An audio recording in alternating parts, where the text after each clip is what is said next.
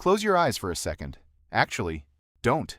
You're watching a video, but just think. Right now, what does the inside of your head sound like? Most of you just heard a voice answering that question. You're sitting in a quiet room. No music, no people, no noise, and yet, there's a voice. It's reading these words back to you right now.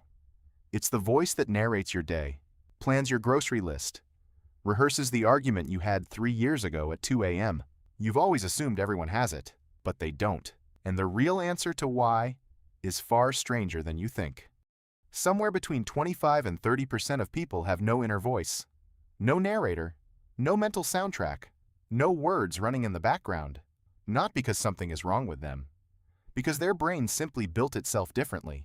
And when scientists first discovered this, properly measurably discovered it, it shook the foundations of how we think about thinking.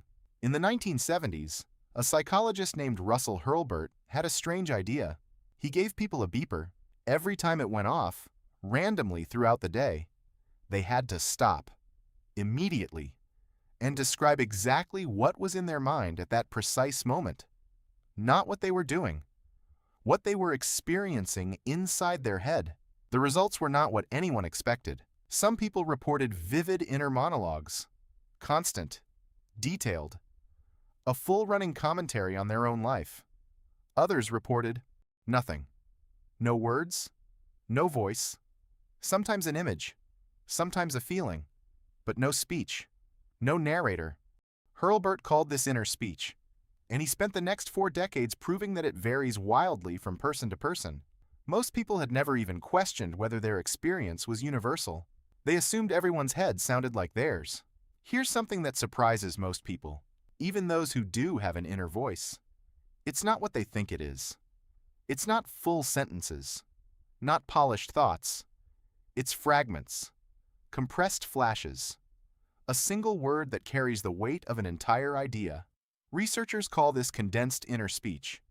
Your brain's skipping the full sentence because it already knows the shorthand.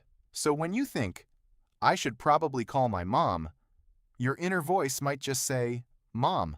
One word, full meaning. Your brain fills in the rest automatically. Now take that system and imagine it runs mostly in images instead of words. That's what's happening in the minds of people with no inner voice. They think in pictures, in feelings, in spatial patterns, in abstract shapes of ideas that never quite become language. They still think deeply. They just think differently. To understand why, you need to know about one small part of your working memory. It's called the phonological loop.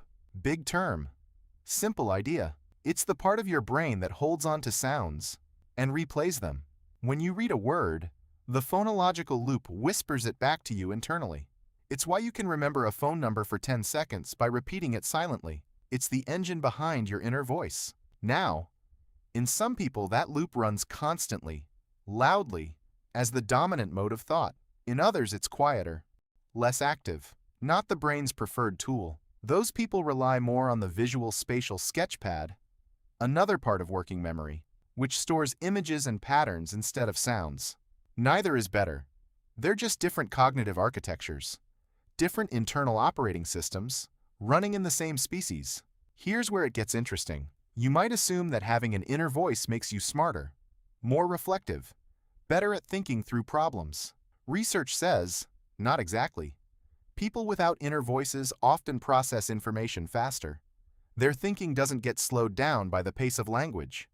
And here's the twist that no one sees coming. Verbal rumination, the spiral where your inner voice replays a mistake, a conversation, an embarrassing moment again and again, is far less common in people without inner speech. The voice that narrates your life is the same voice that won't let you sleep at 3 a.m. Silence inside your head isn't emptiness. Sometimes it's peace. Think about the last time your inner voice turned against you. The moment you replayed something you said, criticized yourself in real time, ran through every possible bad outcome before you'd even left the house. That's the shadow side of the narrating brain. And it turns out, the people you assumed were missing something may have been living without that shadow all along. This doesn't mean inner speech is bad. It is also the voice that plans, creates, rehearses, and reflects. It writes the novel in your head before your hands touch the keyboard. But it is not, and never was, the only way a human brain can be fully alive to the world. Your ancestors didn't have language for hundreds of thousands of years. They still felt love, fear, grief, curiosity. They still thought. They just thought in silence. So the next time you notice that voice in your head, pause. Notice it's there. Because somewhere out there, someone is experiencing this exact same moment, the same room, the same stillness, and hearing absolutely nothing. And their mind is just as full as yours.